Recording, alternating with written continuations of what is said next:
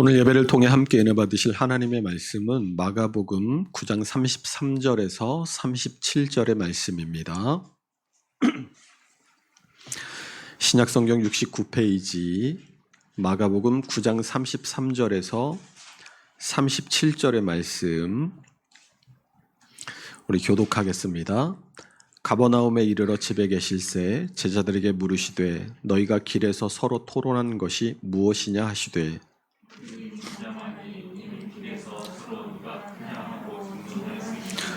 예수께서 앉으사 12제자를 불러서 이르시되 누구든지 첫째가 되고자 하면 뭇 사람의 끝이 되며 뭇 사람을 섬기는 자가 되어야 하리라 하시고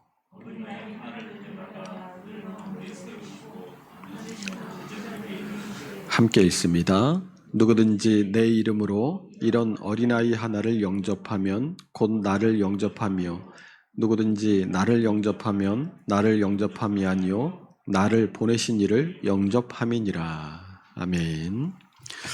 예수님께서 두 번째 순환 예고를 하신 후에 가버나움으로 가셔서 집에 들어가십니다. 그리고 제자들에게 너희가 길에 오면서 서로 토론하던데 너희가 토론하던 것이 뭐냐라고 물으십니다. 제자들이 예수님의 물음에 잠잠합니다. 34절은 이는 길에서 서로 누가 크냐고 쟁론하였음이라라고 알려주고 있습니다. 주님께서 제자들이 길에서 토론한 것이 무엇에 관한 것이냐고 물으신 것은 그 내용이 궁금해서 물으신 것이 아닙니다. 이미 제자들 사이에서 오고 간 말다툼의 내용에 대해서 알고 계셨고 그것을 통해서 이 제자로서의 삶의 자세와 태도, 그러니까 제자도를 가르치시기 위해 제자들에게 너희가 길에서 무엇을 토론했느냐라고 물으신 것입니다. 35절 상반절을 보시면 예수께서 앉으사라는 말로 그것을 확인해 볼 수 있습니다. 이 당시의 유대의 랍비들은 무엇인가를 정식적으로 가르치거나 아니면 중요한 가르침을 줄 때 꼭 앉아서 가르쳤습니다. 그러므로 예수님이 앉아서 말씀하셨다라는 이 구절이 이곳에 있다라는 것은 이 문제가 제자도가 무엇인가를 제자들에게 가르치고자 하시는 주님의 분명한 의도가 있었음을 보여주는 것이라고 할 수 있습니다. 아마도 제자들이 길에서 다툴 정도로까지 천국에서 누가 제일 높은가를 따진 것은 예수님이 자신의 죽으심과 부활을 거듭 예고하시면서 하나님 나라가 가까워졌구나라고 생각했기 때문인 것으로 보여집니다. 사실 3년 동안 주님과 동행하면서 제자들은 가는 곳마다 환영과 환호를 받았습니다. 예수님께서 기적을 베푸실 때마다 그 곁에서 함께한 제자들도 사람들로부터 덩달아 감사와 대접을 받았을 것입니다. 파도와 같이 밀려드는 사람들 속에서 예수님을 둘러싸고 호위하며 자신들이 마치 유명인사가 된 것처럼 느꼈을 것입니다. 또 무리에게 주신 가르침을 따로 집에 있을 때 풀어서 설명해 주시는 그런 특별한 경험들은 자신들이 예수님에게 특별한 존재로구나 하는 그런 인식을 가지게 했을 겁니다. 이런 경험들에 덧붙여서 다른 사람들과 자신들이 다르다는 차별의식, 이 우월의식은 자기들 안에서조차 우리 중에 누가 제일 큰 자인가 하는 서열의식과 경쟁심을 가지게 했습니다. 마가복음 6장 30절에는 세상으로 파송했던 제자들이 돌아와서 예수님에게 선교 보고를 하는 장면이 등장합니다. 우리 함께 읽어보겠습니다. 사도들이 예수께 모여 자기들이 행한 것과 가르친 것을 낱낱이 고하니. 이 장면에서 제자들이 예수님께 무엇을 보고합니까? 두 가지죠.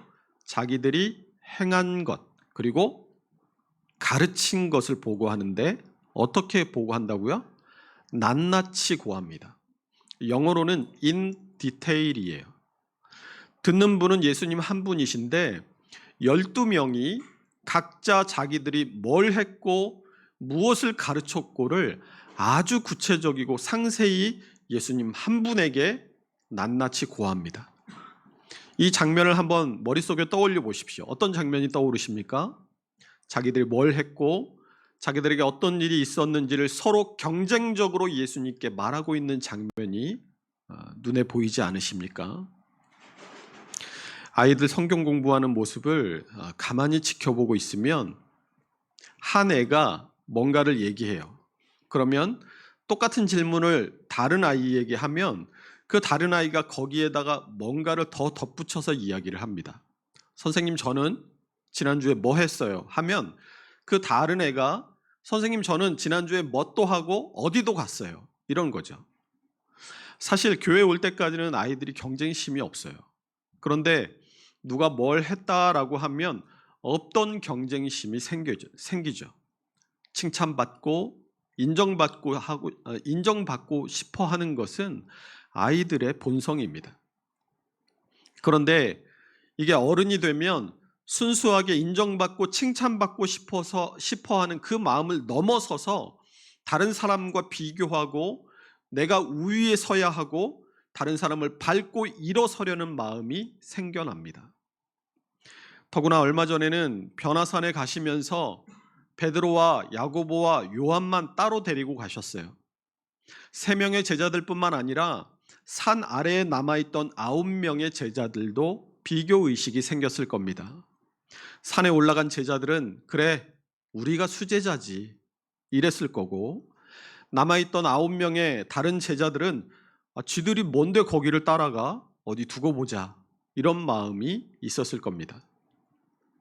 이런 비교의식과 누가 큰 자인가 하는 그런 다툼은 결국 3번째 순환예고 후에 청탁 사건으로 이어집니다. 우리 마가복음 10장 35절 37절 함께 읽어보겠습니다. 세베대의 아들 야고보와 요한이 주께 나와 여짜오되 선생님이여 무엇이든지 우리가 구하는 바를 우리에게 하여 주시기를 원하옵나이다.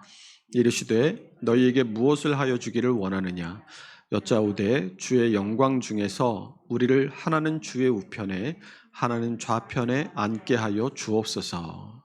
이 같은 사건을 기록하고 있는 마태복음 20장 20절 21절은 그 청탁이 어머니까지 동원된 것이었음을 밝혀주고 있습니다. 함께 읽어볼까요?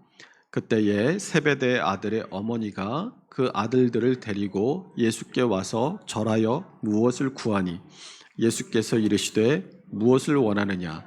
이르되 나의 이 2 아들을 주의 나라에서 하나는 주의 우편에 하나는 주의 좌편에 앉게 명하소서.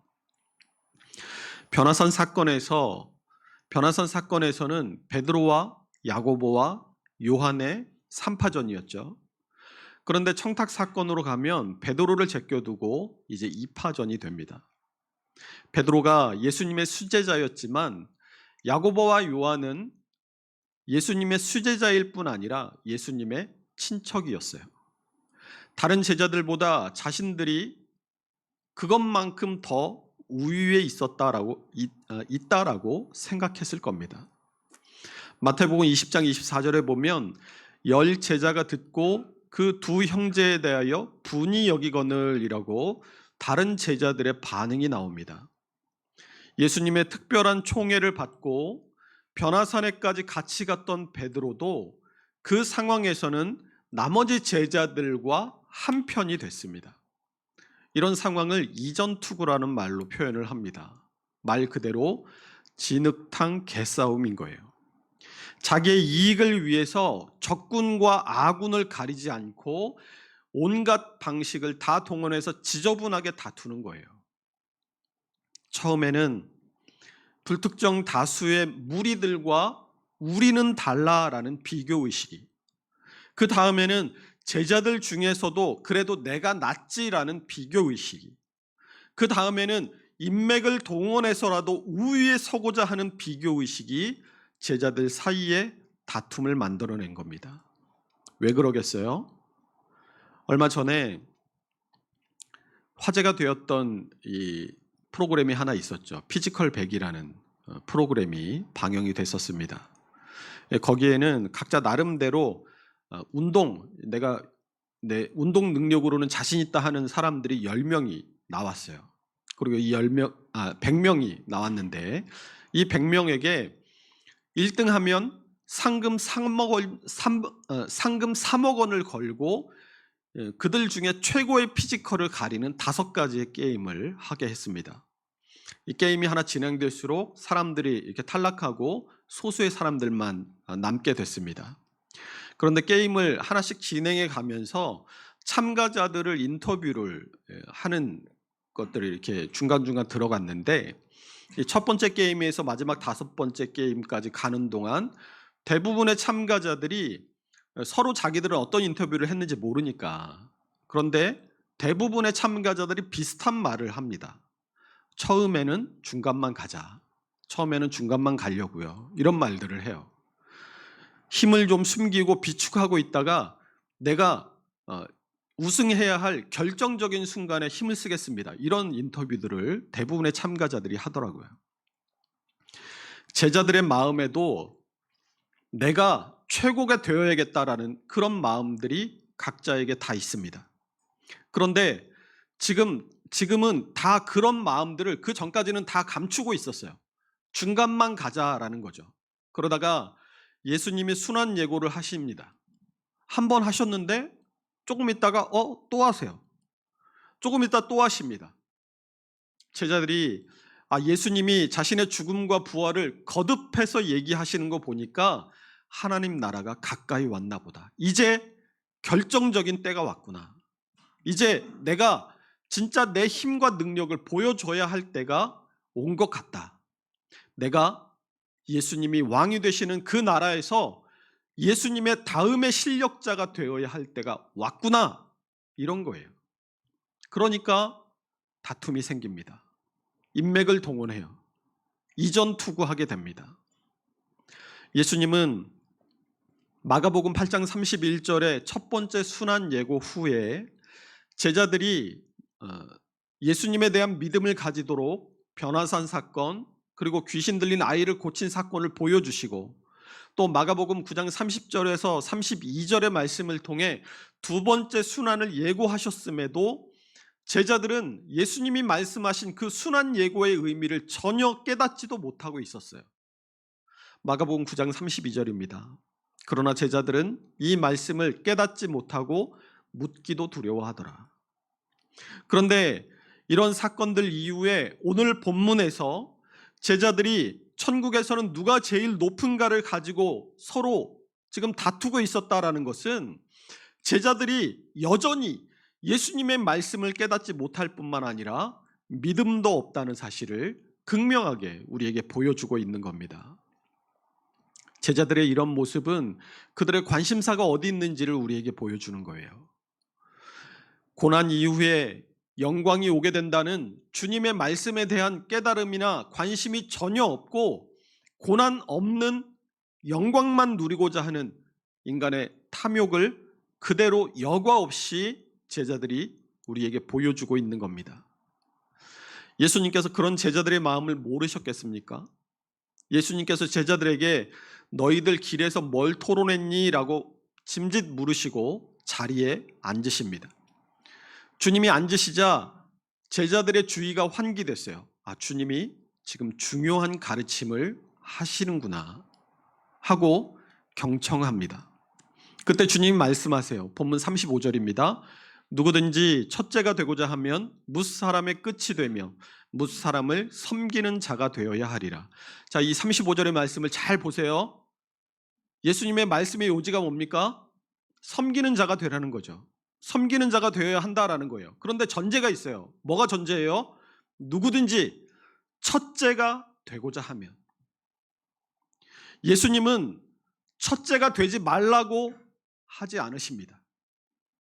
예수님은 첫째가 되고자 하는 야망을 버리라고도 하지 않으세요. 첫째가 되고자 하면 뭇사람의 끝이 되고 뭇사람을 섬기는 자가 되어야 한다라고 첫째가 되는 방법을 알려주십니다. 예수님의 말씀을 통해서 보면 뭐가 문제인 거예요? 제자들이 첫째가 되고자 하는 게 문제입니까? 아니에요. 다 첫째가 돼야 돼요. 우리 모두가 첫째가 되려는 열심을 품고 한 사람도 빠짐없이 첫째가 되시기를 주님의 이름으로 축원합니다. 이럴 땐 아멘 하시는 거예요. 여러분, 뭐의 첫째가 되시겠어요? 남을 세워주는데 첫째가 되시기를 축원합니다. 다른 이들을 섬기고 봉사하는데 첫째가 되시기를 바라요. 주님 앞에서는 이 첫째가 되고자 하는 열망이, 욕심이 문제가 아니라 무엇을 위한 첫째가 되고자 하느냐, 그게 문제인 겁니다. 생각해 보세요. 정치인들이 왜 부패합니까? 내 명성과 내 탐욕을 채우려는 데 목적이 있지 않고 국가와 국민을 위해서 내가 이 한 몸 다 바쳐서 봉사해야겠다라고 한다면 정치는 결코 부패하지 않을 겁니다. 교회도 마찬가지예요. 목사가 되고 장로가 돼서 교회의 권력을 차지하고 교회 재정을 내 마음대로 주물럭거리고자 하는데 그 목적이 있는 게 아니라 교회와 성도들을 섬기고 세우는데 내가 최고가 되어야겠다라는 그런 마음이 있다면 교회는 천국의 모형으로서 온전하게 기능할 수 있게 될 겁니다. 교회 안에서 우리 성도들 각자가 각자의 목소리를 내고 내가 원하는 대로 교회를 끌고 가려고 교회 생활하는 게 아니라 서로를 참된 그리스도인으로 세워주고 섬기는데 내가 첫째가 되어야 되겠다라고 한다면 쓸데없는 분란이나 다툼이 생기지 않을 거예요. 만약 우리 각자가 세상 사람들이 가지고 있는 인생의 목적과 똑같이 이 땅에서 누리고 즐기고 내 욕망과 욕심을 채우려는데 인생의 목적이 있는 것이 아니라 주님의 나라와 주님의 몸된 교회와 또 사랑하는 이웃을 세우고 섬기는데 내가 첫째 되어야 되겠다라는 그런 욕심이 우리에게 있다면 우리는 모두는 그리스도인답게 살아갈 수 있게 될 거라는 겁니다. 그러므로 우리 모두가 다른 사람을 밟고 그 위에 일어서려는 욕망이 아니라 다른 사람에게 봉사하고 다른 사람을 섬기고 세우려는 욕망을 가지고 그 일의 첫째가 되시기를 주님의 이름으로 축원합니다. 예수님은 이 말씀을 제자들에게 가르치시고 어린아이 하나를 데려다가 그들 가운데 세우십니다. 그리고 그 아이를 안으시면서 제자들에게 말씀하십니다. 우리 37절 함께 읽어봅니다. 누구든지 내 이름으로 이런 어린아이 하나를 영접하면 곧 나를 영접하며 누구든지 나를 영접하면 나를 보내신 이를 영접함이니라. 아멘. 예수님께서는 남을 섬기는 사람이 가장 위대한 사람이다라고 말씀하신 후에 제자들이 섬겨야 할 그 대상이 어린아이와 같은 사람이다라고 말씀하세요. 지금은 아니지만 이 고대 사회에서는 어린아이는 독립된 인격체가 아니라 종이나 물건처럼 간주됐습니다. 요즘은 인권이 많이 신장돼서 여성 인권이나 아동 인권에 대한 인식이 예전에 비해서 월등히 높아졌죠. 사람이라면 그 사람이 작든 아니면 장애가 있든 아니면 나이가 많든 간에 사람이라는 이유만으로 존중받아야 한다는 인식들이 우리 모두에게 있습니다. 하지만 고대 사회에서는 그렇지 않았어요. 우리나라만 생각해봐도 불과 3, 40년 전만 해도 여성이나 아이들에게 인권이라는 게 존재하기나 했습니까? 그런데 그보다 2000년이나 전에는 뭐 말할 것도 없었어요. 인권이 없거나 약한 사회일수록 그 특징을 살펴보면 성인 남성 중심의 사회라는 특징이 있습니다. 그러니까 이 성인 남성 중심의 사회라는 말이 무슨 말이냐면 힘이 모든 가치 판단의 기준이 된다는 말이에요. 왜냐하면 힘이 곧 노동력이었기 때문에 그렇습니다. 그나마 노동을 할 수 있는 여자는 사람 취급을 받았지만 노동에 아무 쓸데없거나 미약한 아이들은 사람 취급을 못 받았어요. 그런데 예수님은 그런 시대에 모든 사람들이 다 그런 생각을 가지고 있는 그런 시대에 사람들이 섬겨야 할 모델로서 그 어린아이를 제자들 가운데 세우시고 그 아이를 안아주신 겁니다. 생각해 보세요. 어린아이가 내 출세에 도움이 됩니까? 아니면 내가 부를 쌓는 일이나 내 명성을 높이는 일에 도움이 돼요? 당시의 아이들은 오히려 내 돈과 내 시간과 내 노동력을 감소시키는 존재라고 여겨졌어요. 그런데 예수님은 그런 아이들에게, 그런 어린 아이들에게 한 일이 곧 예수님에게 한 일이고 또 하나님께 한 일이라고 말씀하십니다. 잘 생각해 보십시오. 우리 집에 예수님이 오셨어요. 예수님 같은 분을 모시고 시간을 보내고 그분을 대접하는 게 쉬울까요? 아니면 옆집에서 외출한다고 맡긴 어린애를 돌보는 게 쉬울까요? 예수님 모시고 예수님 대접하는 건 영광이죠. 옆집에서 맡긴 애를 돌봐주면 영광이 돼요? 아차 한눈 팔다가 애가 어디 모서리에라도 부딪혀가지고 혹이라도 생기고 찢어지기라도 하면 좋은 소리 못 듣는 건 뭐 다행이고 뭐 좋은 일 해주고 뭐 싸움 나기 쉽죠. 귀한 손님이 오면 아이고 어서 오세요 하고 반갑게 맞아드리고 정성을 다해서 모십니다. 그런데 옆집에서 애 좀 맡아달라고 하면 뭐 이웃이니까 뭐 관계 때문에 어쩔 수 없이 마지못해서 맡아주기는 하면서도 빨리 오셔야 돼요. 저희 몇 시에 나가야 돼요. 약속 없는데도 그렇게 얘기해요. 당연히 돌봐줘야 되기는 하는데 소홀할 수밖에 없습니다. 잘해도 영광은 없고 책임만 있는 귀찮은 존재에게 지금 내 시간과 내 공간과 내 노력을 빼앗기고 있다고 생각할 수밖에 없는 게 당연한 거예요. 내게 어떠한 형태로든 이익을 줄 수 있는 사람을 대접하는 일은 매우 쉬운 일입니다. 그런데 어떤 형태로든지 나에게 이익이 되지 못하는 사람을 내가 함부로 대하는 일도 쉬운 일이에요. 거꾸로 말하면 나에게 이익을 줄 수 있는 사람에게는 우리가 함부로 못하죠. 그런데 반대로 나에게 아무런 이익이 없는 사람에게는 함부로 하기 쉽다는 거예요. 그런데 예수님은 지금 그 쉬운 일을 버리고 어려운 일, 힘든 일을 택하라고 명령하고 계십니다. 내가 맡은 옆집 아이가 예수님이라고 생각하라는 거예요. 내 남편이 내 일생의 원수가 아니라 예수님이라는 거예요.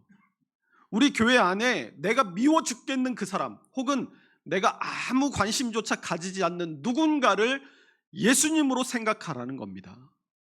나랑 급이 다르다고 커피 마시러 갈 때도 쏙 빼놓고 만나면 눈도 마주치기 싫어했던 그 사람이 예수님이라고 지금 말씀하고 계시는 거예요.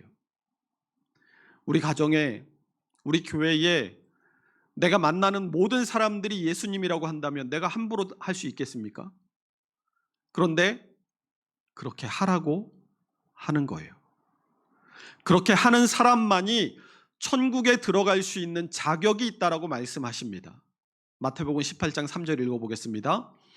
이르시되 천국 진실로 너희에게 이르노니 너희가 돌이켜 어린아이들과 같이 되지 아니하면 결단코 천국에 들어가지 못하리라.